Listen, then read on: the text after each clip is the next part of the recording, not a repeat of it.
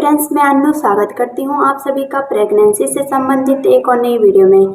आज की वीडियो उन सभी महिलाओं के लिए यूजफुल होने वाली है जिनकी प्रेगनेंसी का दूसरा तिमाही चल रहा है, यानी कि चौथा, पांचवा और छठवां महीना चल रहा है। क्योंकि फ्रेंड्स, दूसरी तिमाही वो होती है जिससे महिला के शरीर में बहुत सारे बदलाव आते हैं। तो फ्रेंड्स, दूसरी तिमाही के दौरान क्या होता है, जब बच्चे का वजन बढ़ता है, बच्चे की लंबाई बढ़ती है, बच्चा ग्रोथ करना शुरू कर देता है, तो इससे आपके बॉडी में बहुत सारे चेंजेस हो जाते हैं, जिससे आपका ब्रेस्ट का जो साइज है वो बढ़ जाता है और आपके पेट का जो आकार है वो धीरे धीरे बढ़ने लगता है और आपके जांघों का आकार, आपके हिप्स का आकार और आपके कंधों का आकार बढ़ने लगता है। और पहली तिमाही में आपको ये सारी चीजें नजर नहीं आएगी। जब आपकी दूसरी तिमाही शुरू हो जाएगी, जो ये चेंजेस है वो धीरे धीरे बढ़ने लगे। तो फ्रेंड्स, दूसरी तिमाही में कुछ ऐसे बदलाव भी होते हैं जिससे आप अपनी बॉडी से अंदाज लगा सकते हैं कि आपके गर्भ में पल रहा शिशु लड़का होगा या लड़की होगी। तो फ्रेंड्स, वैसे तो देखिए, आप अल्ट्रासाउंड के दौरान भी गर्भ में लड़का या लड़की होने का अनुमान लगा सकते हैं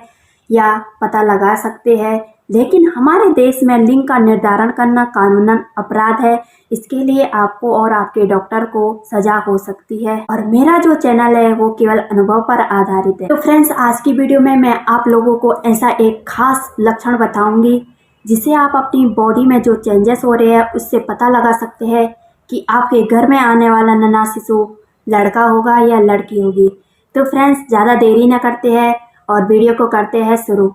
तो सबसे पहले आपको ये बोलना चाहूँगी, यदि आपको वीडियो यूजफुल लगे तो वीडियो को लाइक कीजिए, कमेंट कीजिए और अपने दोस्तों के साथ शेयर कीजिए और चैनल को सब्सक्राइब करना न भूलें।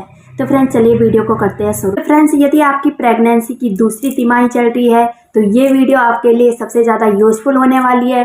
तो आपको वीडियो को पूरा देखना है, जिससे आप अंदाज़ा लगाओगे कि आपके घर में पल रहा शिशु लड़का है या लड़की। तो फ्रेंड्स, पहला जो लक्षण है वो है मॉर्निंग सिकनेस। तो प्रेगनेंसी की जो फर्स्ट तिमाही होती है, यानी कि पहले महीने से लेकर तीसरे महीने तक, कई महिलाओं को जो मॉर्निंग सिकनेस है वो कहीं ज़्यादा होती है। फ्रेंड्स, प्रेगनेंसी के शुरुआती दिनों में क्या होता है कि आपके शरीर में बहुत सारी उथल पुथल होने लगती है।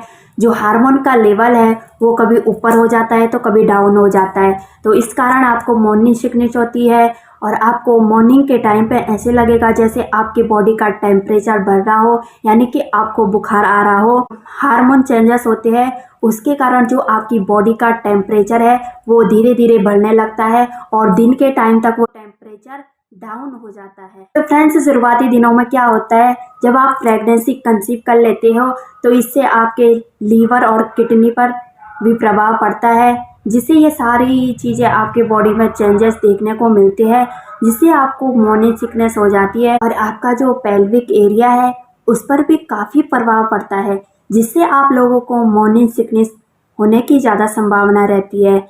मॉर्निंग सिकनेस जैसे उल्टी होना, जी मचलाना, ये सारी मॉर्निंग सिकनेस है। और उठने का बिल्कुल भी मन नहीं करना और बॉडी का टेम्परेचर हाई होना या लो होना, ये सारी चीज़ें मॉर्निंग सिकनेस में आती है। लेकिन तीसरे महीने के एंड में और चौथा महीना शुरू होने तक ये जो सारी चीज़ें हैं ये धीरे धीरे खत्म होने और आपके जो शुरुआती लक्षण है वो धीरे धीरे खत्म होने लगते हैं। तो फ्रेंड्स, यदि आपको प्रेगनेंसी की दूसरी तिमाही में भी मॉर्निंग सिकनेस की जो समस्या है वो बनी रहती है, या आपको उल्टियाँ आती है या जी मचलाता है या खाने में कोई स्वाद भी नहीं आना और खाने का मन भी नहीं करना, तो इसका दूसरा कारण भी हो सकता है कि आपका बीपी लो हो गया है या आपके बच्चे का जो आकार है वो बढ़ने लग गया है। तो इसी कारण से आपको मॉर्निंग सिकनेस की समस्या बनी रहेगी। तो इसमें आपको घबराने की कोई बात नहीं है। इसके लिए आपको अपने डॉक्टर से कंसल्ट करना होगा और डॉक्टर से मिलना होगा। फ्रेंड्स, जैसे ही आप सुबह को उठते हैं तो 30 मिनट के अंदर ही आपको ब्रेकफास्ट करना होगा, यानी कि जूस या फल फ्रूट लेना होगा, जिससे आपको मॉर्निंग सिकनेस की जो समस्या है वो कम होने लगेगी। फ्रेंड्स, प्रेगनेंसी में यदि आप सुबह को उठते हैं तो आपको आधा या 1 घंटा वॉक करना जरूरी, जिससे आपकी जो मॉर्निंग सिकनेस की समस्या है वो खत्म होने लगेगी और आपको थोड़ी बहुत एनर्जी भी मिलेगी वॉक करने से। फ्रेंड्स, प्रेगनेंसी में आपको वॉक करना ज़रूरी है, वो भी फ्रेश मूड में।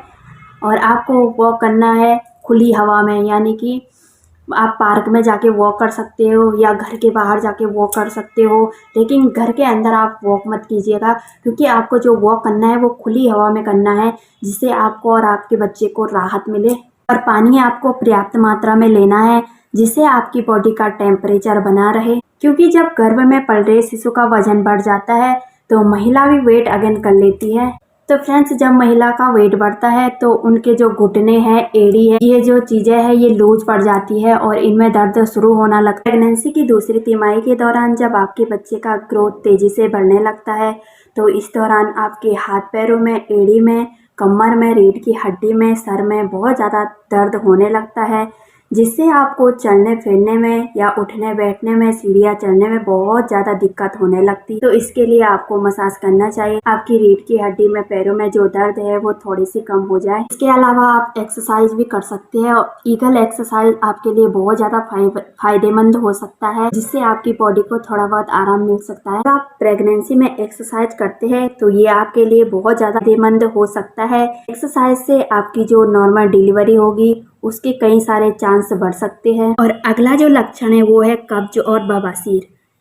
ये जो लक्षण है ये सारी महिलाओं के साथ नहीं होता है, ये किसी किसी महिला के साथ होता है, क्योंकि प्रेगनेंसी के दौरान महिलाओं का जो अनुभव है वो अलग अलग होता है। जिस प्रकार प्रेगनेंसी के दौरान महिलाओं की बॉडी अलग अलग होती है, उसी दौरान महिलाओं के जो सिम्टम्स है वो भी अलग अलग होते हैं। हर महिला को प्रेगनेंसी में अलग अलग समस्या हो सकती है, हर महिला को प्रेगनेंसी में अलग अलग सिम्टम्स हो सकते हैं। प्रेगनेंसी की दूसरी तिमाही में कई महिलाओं के साथ ऐसा होता है, उनका जो गुदा होता है, आसपास जो रक्त वाहिका है उनमें सूजन आना शुरू हो जाता है। उनके योनि के आसपास की जो मांसपेशियां हैं उन पे बहुत ज़्यादा दबाव पड़ने लगता है, जिसके कारण काफ़ी सारी महिलाओं को बवासीर जैसी समस्या हो जाती है। बवासीर होने का मतलब होता है कि स्किन का छिल जाना। यदि प्रेगनेंसी के दूसरी तिमाही के दौरान जो आपका पाचन तंत्र है वो सही से काम नहीं कर रहा है और आपका खाना अच्छे से पचता नहीं है, यदि आपको एसिडिटी की समस्या हो जाती है, आपकी नसों में सूजन आ जाती है, आप फ्रेश होने के लिए 2-3 दिन बाद जाते हो, डेली फ्रेश नहीं होते हो, इससे आपको काफ़ी समस्या हो सकती है। तो आपको ध्यान रखना है कि प्रेगनेंसी की दूसरी तिमाही में आपको भरपूर मात्रा में जल पीना है, यानी कि पानी पीना है, और जो लिक्विड वाली चीज़ें हैं आपको उन्हें ज़्यादा मात्रा में ग्रहण करना है, और जो फल फ्रूट है उन्हें भी ज़्यादा मात्रा में ग्रहण करना है, और खाना आपको अच्छे से खाना है जिससे आपका पाचन अच्छे से हो जाए। प्रेगनेंसी की दूसरी तिमाही में आपको विशेष ध्यान देना होगा, जैसे कि आप खाना खाते हैं आपको तुरंत लेटना नहीं है, आपको कम से कम आधे घंटे तक वॉक करना है, जिससे आपका जो खाना है वो अच्छे से पच जाए। चौथी जो समस्या है वो है पैरों में ऐंठन। तो कई बार जब प्रेगनेंसी के दौरान आपके शरीर में पानी की कमी हो जाती है तो इस कारण भी आपके पैरों में ऐंठन हो सकती है। इसके साथ ही यदि आपके शरीर में कैल्शियम की कमी है तो इस दौरान भी आपको पैरों में ऐंठन हो सकती है या पैरों में दर्द भी हो सकता है। प्रेगनेंसी की दूसरी तिमाही में वैसे ही आपको पैरों में दर्द या ऐंठन की समस्या होने लगती है, जैसे कि आप थोड़ी सी खड़े हो जाते हो या थोड़ी सी चलने फिरने लगते हो तो आपको पैरों में ऐंठन की समस्या या पैरों में दर्द की समस्या शुरू हो जाती है। तो ये शरीर में पानी की कमी या कैल्शियम की कमी होने के कारण भी हो सकता है। तो दूसरी तिमाही में आपको विशेष ध्यान रखना होगा कि आपको भरपूर मात्रा में पानी पीना है और आपको शकरकंद, केला भरपूर मात्रा में खाना। आपके शरीर में कैल्शियम की पूर्ति होती रहेगी और इससे आपको एनर्जी भी मिलेगी। पांचवा जो लक्षण है वो है बार बार पेशाब जाना। प्रेगनेंसी के दौरान क्या होता है, जो आपकी पैल्विक मसल्स होती है उन पे दबाव पड़ने लगता है। जैसे जैसे आपकी प्रेगनेंसी की जो जर्नी है वो धीरे धीरे आगे बढ़ती जाती है, वैसे ही आपके जो मसल्स है उन पे और ज़्यादा दबाव पड़ने लगता है, जिससे आपको जो पेशाब की समस्या है वो ज़्यादा बढ़ने लगती है।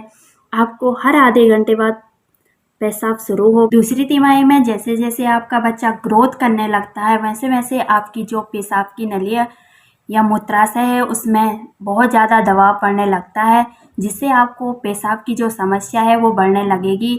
और ये कोई घबराने वाली बात नहीं है, ये एक नॉर्मल समस्या है। जब आपकी डिलीवरी होगी तो ये समस्या भी ख़त्म हो जाएगी। यदि आपको रात के समय में ये समस्या ज़्यादा आ रही है और आपकी नींद इससे डिस्टर्ब हो रही है या आपकी नींद पूरी नहीं हो रही है, इससे आपके बॉडी को दिक्कत हो रही है, तो आपको क्या करना है कि रात के टाइम जो लिक्विड वाली चीज़ है वो कम मात्रा में लेनी है और दिन के टाइम में लिक्विड वाली चीजें भरपूर मात्रा में लेनी। अब करेंगे उस खास बदलाव के बारे में बात जो दूसरी तिमाही में आप लोगों को महसूस होता है या नजर आता है, जिससे आप अंदाजा लगाओगे कि आपके गर्भ में पल्ला शिशु लड़का होगा या लड़की। प्रेगनेंसी के दूसरी तिमाही के दौरान आपके यूरिन में जो बदलाव हो रहा है, आपको उसे प्रेगनेंसी के दूसरी तिमाही के दौरान यदि आपका यूरिन का कलर पहले की अपेक्षा गहरा पीला या हल्का लाल नजर आ रहा है तो ये गर्भ में लड़का होने की तरफ संकेत करता है। यदि आपके यूरिन में कोई भी बदलाव नहीं हुआ है तो इसे गर्भ में लड़की होने का संकेत माना जाए। ऐसे ही दूसरी तिमाही में आपके बॉडी में बहुत सारे चेंजेस आते हैं जिससे आप अंदाजा लगा सकते हैं कि आपके गर्भ में पल्ला शिशु लड़का होगा या लड़की।